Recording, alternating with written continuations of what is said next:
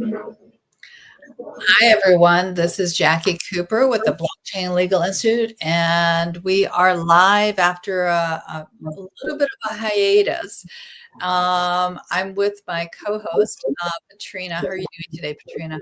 Really good. You've been busy. You've traveled quite a bit. Yeah, you know what? It doesn't feel like, the travel has happened, but when I look back on my calendar, I realize a lot's been going on. I know we had our global summit on March 21st, which was phenomenal. We had people from the world contribute and share. And if anyone who's listening right now has missed it, they definitely can go back over to Blockchain Legal Institute, bli.tools, and kind of watch. And a lot of good insights. And then the very next week, I was in DC at the Digital Chamber event on that Wednesday and saw some of the same individuals from overseas have flown in to be at this event. And so we were able to meet in person, which is really cool.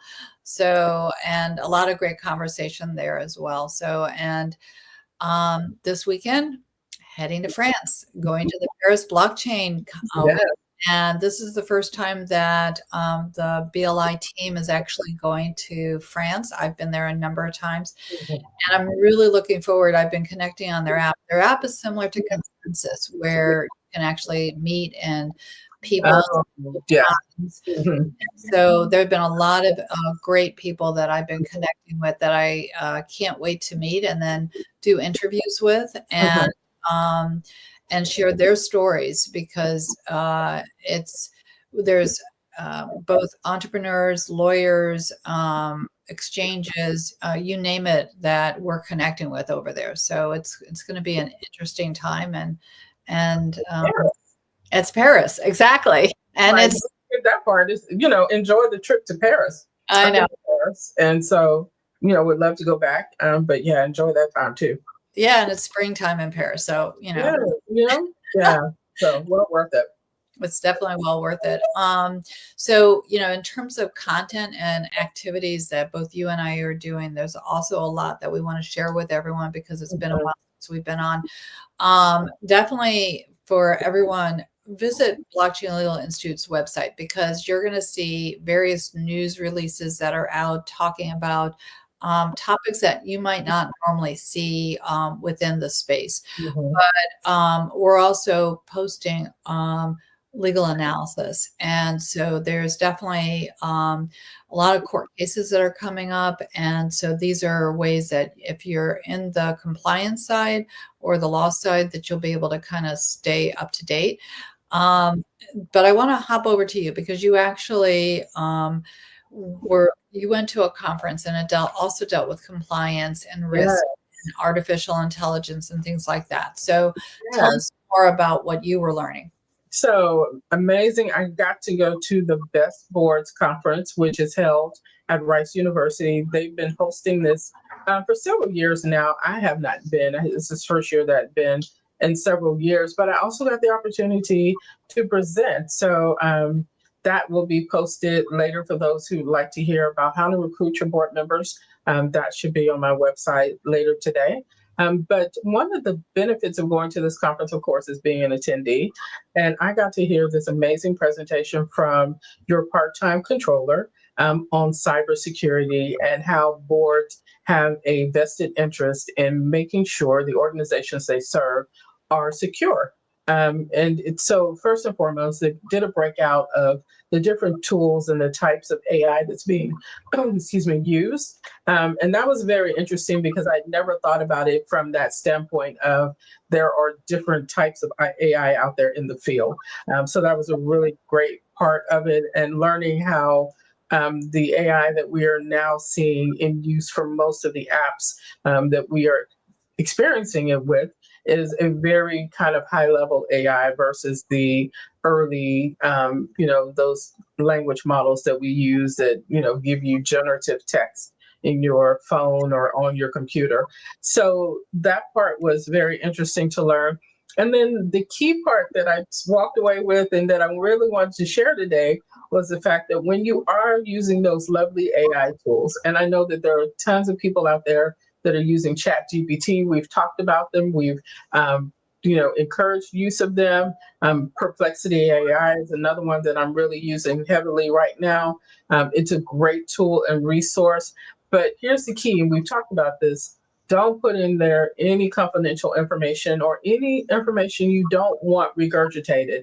And one of the things they shared, and here's why, because once you put it in, it gets to use that information, and it could regurgitate it and probably will regurgitate it when someone else asks a very similar or same question. And so, that confidential proprietary information, that if you put it into this AI tool thinking that it's your safe space, it's not safe. You want to make sure that you are safeguarding it and thinking about this when you are using any information. So that was one of the key points that came out of that presentation. And then having policies in place for your team, whether they're volunteers or staff or both, making sure you have a policy about using these tools so that you don't have to come back later and fix it. And I hate to say it, being a former executive of a nonprofit organization, so many of our policies and procedures came because somebody pressed the limits or the boundaries on something, and then we had to go and put it in writing to make it clear you cannot do this. So, if you can get ahead of it, you already know that your team is using it. Matter of fact, several of the people in the audience were talking about how, they would hate it if their organization said that they could not use these tools at all. So I don't say don't use them. Matter of fact, I'm using them in my business. It is so much easier to ask it to draft a letter for me, or to draft, course content, or even a PowerPoint presentation like I did last week, and then modify it to fit what I need versus me taking the time to draft it from scratch. So, these are great resources and tools. Like all things, they have their issues, and you just need to, put in policies and procedures that will help address that. So, yeah, no, I definitely agree that there's, from a cybersecurity perspective, whether it is dealing with digital assets or just traditional contracts, you definitely have to be thinking proactively when you're using the AI tools, as well as putting procedures in place. Because again, our community is changing so fast. And so you really have to kind of think ahead. You have to be forward thinking in terms of what do you need. And I mean, my background's law, but it's also education. Like you said, until something happens, I'm going to give you an example that I just experienced this week. You don't think about it. So when I first started in blockchain, one of the things that I did is I would do reviews of white papers for different digital tokens or assets. And I was trying to see, okay, what are the common threads? The things that I saw in some of these common threads was that there might not be an address, there might not be board members or individuals, there might not be a phone number because people wanted to be anonymous. I understand that. Well, those same rules apply to traditional businesses. So again, lesson learned. One of the tools that we not BLI, but another entity was using, we had subscribed to it, and we did not look to see, is there a phone number to cancel? And because this is an automatic subscription, there wasn't. So for this other entity, I'm going to have to go to the bank, cancel the card, get a new card. That's the only way to cancel the automatic. So these are things that, because of things that go on, all of a sudden you realize, okay, this is a lesson and now I need to do it differently. So, again, what you're saying is look at what other people have experienced and try to do it in advance so you don't have to duplicate the same challenge. Absolutely. And so if enough people are saying, don't do this, think about that. So I do want to bring up, because we are always, looking at the 15-minute mark. April is Financial Literacy Month. And I know that you're, we're working within the nonprofit area. I'm also, kind of straddling both sides. We have a class coming up in May, and it's about, both dealing with financial literacy, but also producing income for nonprofits. So do you want to share a little bit more about the series that we have? So we have been doing a series on grant writing and using these different resources in the space, AI, cryptocurrency, digital assets, to help you fundraise and raise money for your nonprofit. So this will be session 3, where we will come in and we will talk about some of the ways that you can identify how to raise money using grants in the space. And so we'll talk about some research, some techniques for you, and basically use it to, again, help you funnel money into your organization. And I actually just learned about a new tool, and so we'll be talking about that May 1st, 8 a.m. my time, 9 a.m. Central Time. Eastern Time. It's 8 a.m. Central Time. So jump in and come and listen and see how you can help raise money for your nonprofit. Yep, and that is on Eventbrite, but we'll also include the link below. And then there were 2 other classes that I put onto our Eventbrite just because there was actually a more demand for it. One is understanding digital assets and blockchain and the technologies for library staff. So that way, Blockchain Legal Institute is a centralized library of decentralized resources. And I realize that there are other librarians out there that also need to understand the technology, the tools. And so we're doing probably every 2 months, we're going to be doing this free webinar. So that way those in the library field can kind of build their vocabulary and learn the resources, because you have written a book. I've written a number of books. So there's a lot of tools that out there, but if you're not sure where to go as a librarian, this might be a great class for you to hop on. And then the other class that, I kind of put back on the event side is for those that are 55 and up to learn more about digital assets, how to your assets, learn how to kind of prevent scams.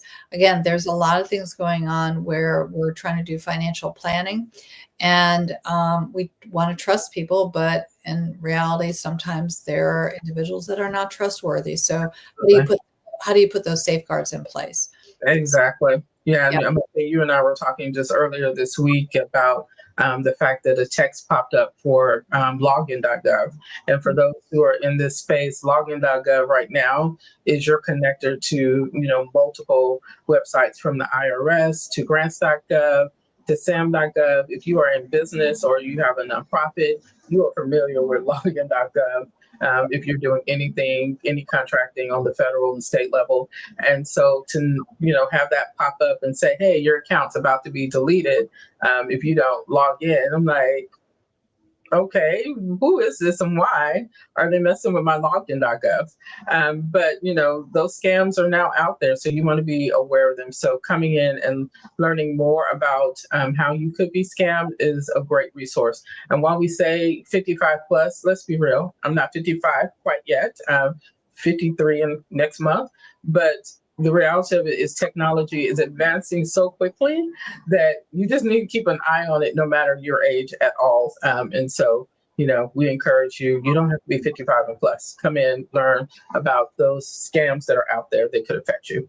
Yeah, and also just about again, nothing that we're going to be sharing is investment advice, legal advice, or any of those other disclaimers. But it is important to understand, what are stable coins? What are the digital assets that you might get through an airdrop? How does all this work? I can't, even though April is Financial Literacy Month, it's also tax month. Yes. So, for those that are in our digital asset space, there's been a lot of change going on, and you definitely need to understand the accounting behind it. Absolutely. So, we have like one more minute, and next time They go so fast.